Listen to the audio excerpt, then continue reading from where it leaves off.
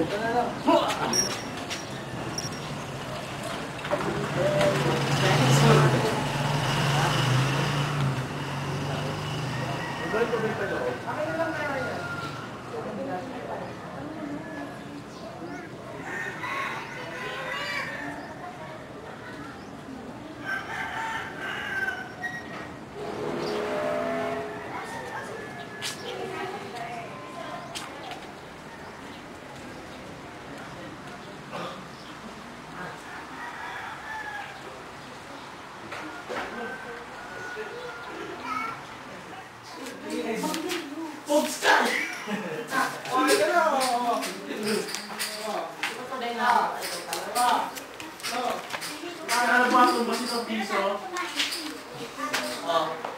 Lima. O, lapag na mga kaibigan. Ito. Oh, yan o. Oh, yan. Lahat na.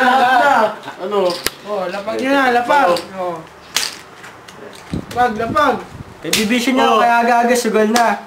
O tignan mo, tatlong espada yung tapon mo, tanga. Ulan!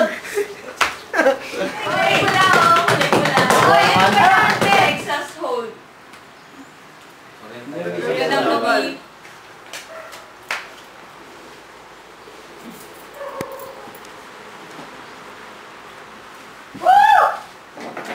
Ano na nangyayari?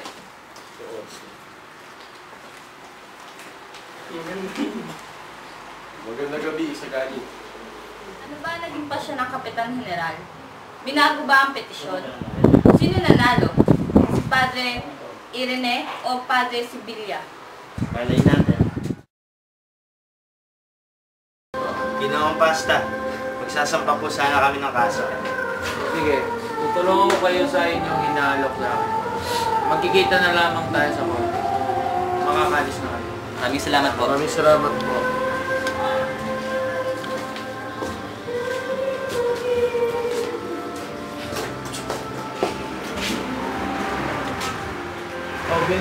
Isa gani. Ikaw pala yan. Maupo ka muna. Kamusta na ang iyong kamay? Maayos naman po siya. Siguro po narinig nyo na kami at aking mga kamag-aral ay gusto magpatayo ng Akademyang Wikang Pangkastila. Sinusuportahan kami ni Padre Irene, ngunit si Padre Sibila at ang ibang praile ay hindi sang-ayon dito. Pumunta na po si Padre Irene para kausapin sina Padre Sibila. Ito ay bansang puno ng panukala. Ngunit magpatuloy kayo. Nais po namin dalhin ang aming panukala sa lupon na paaralang primarya, kung saan po kasapi sa Dito Studio. Kaya po ako nandito ay para humiling po ng payo mula sa inyo. Naniniwala po kami na matutulungan mo po kami kung sakali pong humingi ng payo sa inyo sa Dito Studio. Tama. Walang higit sa pagmamahal ko sa bayan. Ngunit hindi ako maaaring mangako. Hindi ko alam kung maunawaan ninyo ang napakaselang komposisyon. Marami akong iniintindi. Kaya dapat akong kumilos ng maingat. Hindi po namin nais na ilagay kayo sa kaalanganing posisyon. Iligtas nawa kami ng Diyos sa paglalagay ng kapahamakan sa isang taong mahalaga sa Pilipino. Kahit hindi ganun karami ang hindi ako sa mga batas, mga utosan ng hari at sa mga kapasayahang mayroon sa ating bayan, alam ko na hindi mapasama ang magbigay ng ibang paraan para sa pagunlad ng gobyerno. Pareho lamang ang ating layunin, magkaiba lang ang mga paraan. Talagang kapuri-puri ang pagtulong sa pamahalaan, lalo kung ang pagtulong ay may kalakip na pagsunod at walang halong pagtutol o pagsalungat. Kaya nga, ang ganitong mga pagkilos ay tinuturing na kasalanan at dapat na parusahan, kahit na masasabing mas makakabuti ito sa pamahalaan. Hindi pa rin ito matatanggap dahil nakadudungi sa karangalan na siyang batayan ng Espanya sa Paranabo. Naniniwala ako ang pamahalaan ay mahanap ng mas matibay na batayan kapag ito ay sinusubukan. Sa kaso ng pamahalaan, mananakop ay hindi matibay na batayan ang karangalang hindi lubos na kanya kundi sa nasasakupan at maaari lamang magtagal hanggat ito ay kinikilala. Naniniwala ako na ang katarungan ay katwiran at ay mas matibay na batayan. Binata, huwag mo nang isipin ang mga ganyang bagay dahil mapanganib yan. Hayaan mo na ang pamahalaan sa kanilang trabaho. Pamahalaan ay binuo para dinggin ang hinaing ng mga mamamayan nito. Kailangan mainig sila sa mga panawagan ng mga tao dahil lamang ito ay lubos na nakakalam sa kanilang mga pangangailangan.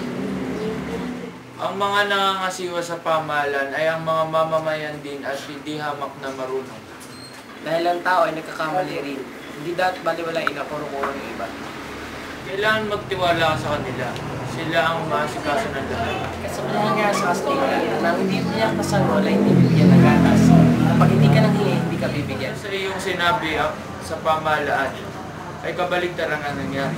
Ibinibigay naman sa atin ang pamahalaan ang hindi natin hinihingi at hindi natin kahingin. Dahil kapag tayo nanghihingi ay lumilitaw ang pamahalaan. Pagpaumanhin po ninyo, subalit kapag naghingi ang mga tao sa pamahalaan ng mahinahon ay dahil iniisip nila na makakabuti ito at handa nang ibigay. Ang mga ganitong hakbang hindi dapat ikagalit at sa halip ay ikarangal. Ang anak ay humihingi sa ina at hindi sa ina-inahan. Sa aking palagay ay hindi nakikita ng pamahalaan ang lahat at kung mangyari mang nakikita niya ito ay hindi siya dapat magtampo. Nariyan ang mga praile na dasal ng dasal at hingi ng hingi sa Diyos na nagpapakita sa lahat at kayo rin mismo ay maraming hinihingi sa hukuman ng pamahalaan na ito. Nagdaramdam ba ang Diyos o ang hukuman? Batid nang naitayo ang pamahalaan dahil sa mga tao, kaya karapat-dapat lamang na ibigay sa kanila ang katotohanan ng mga bagay. Kaya man ay walang pananalig sa inyong sariling katwiran. Alam din ninyo na ang pamahalaang mananakop ay nais lamang ipagyabang kanyang lakas at ipagkait nito ang mga hinihiling. Dahil sa takot na hinahala, ang mga tao sa ganitong pamamahalaan ay walang ang dapat hingin kundi ang magbitaw sa tungkulin ang namumuno. Ako, mga pangarap, mga kaibangan kayo sa Diyos at mawibigan ninyong hindi ako nagsisinungaling kapag nagkaroon na kayong puting buhok na katulad sa akin. Ginoo, pag ako'y nagkaroon ng puting buhok kaya sa iyo, at tinignan ko ang aking pinagdaanan at nagsikap ako para sa sarili ko, ang bawat puting buhok ay magsisilbing isang tinik at nasalik na magalak ako'y may.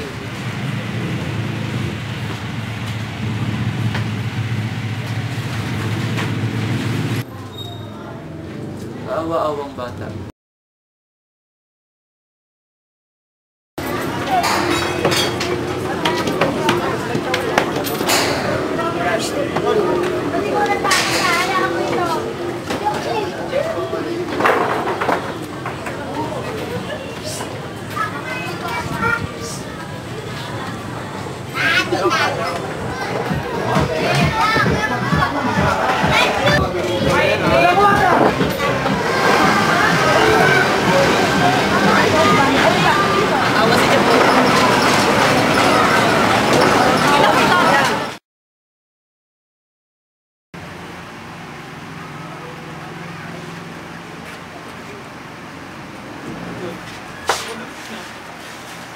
Saan naroroon ang mga tinatago mong salamin?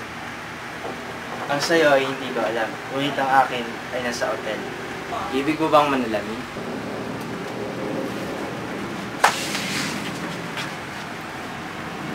Ito ay galing Ehipto. Natagpuan ko ito sa piramide ni Khufu. Ito ay may lamang abo at isang kaperasong papel.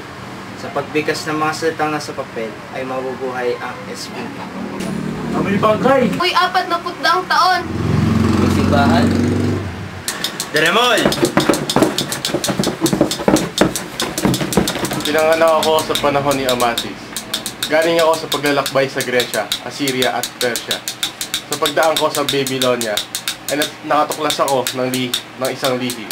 Sa takot nila na ibinag ko ang kanilang lihim, ay kinasangkapan nila ang banal na batang saserdote.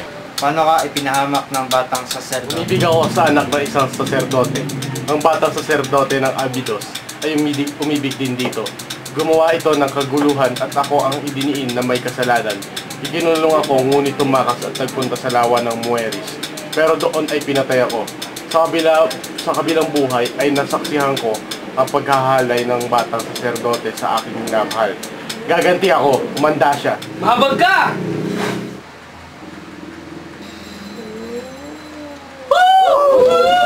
Ano yun?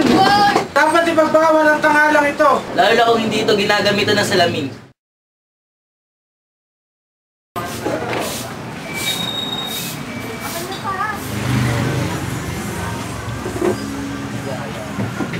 Anak, bakit nandito ka na? Di ba may klase ka pa?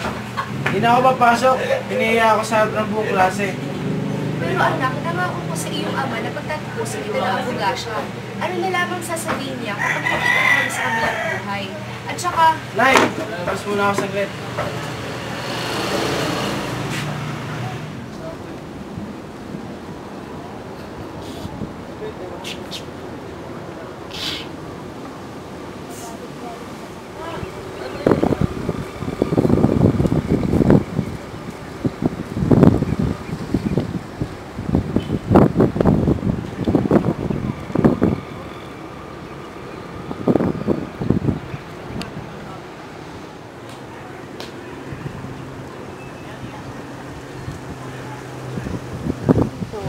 ko natin na kulang.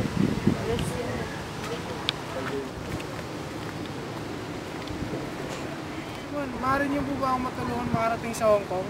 Samahan mo muna ako kay Iris.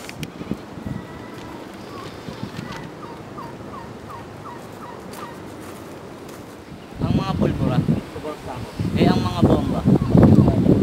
Lumakad na kayo ng ending gabi at makipag-usap sa tinyente.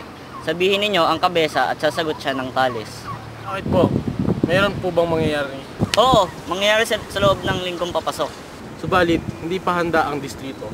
Akala ko'y hintayin hanggang Kwaresma. Hindi natin sila kakailanganin. Kapag ipinagpaliban pa ay marahil patay na si Maria Clara.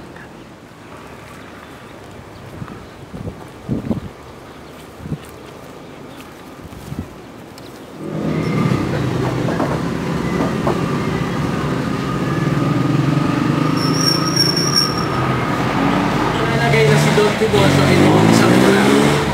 Ang una at ika-4 na linya ay pantas. May palalagay na ang mga ito ang saklay. Ang 2 linya sa gitna ay ang mga paa ng Don. Isa ay malaki at ang isa ay mahaba. Nakita yan ni Sagani, ay ialay sa kanya maging ali.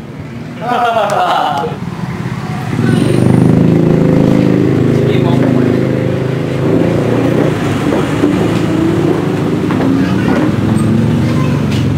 Si Basilio ang ating inanyayahan sa halip na si Juanito.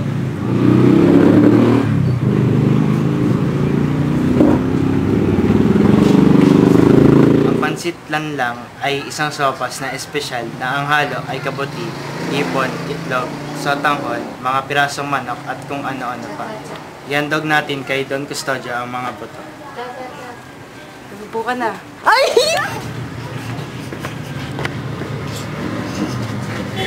Si pangalan ni Don Custodio ay binibinyagan ko ng panukalang sopas.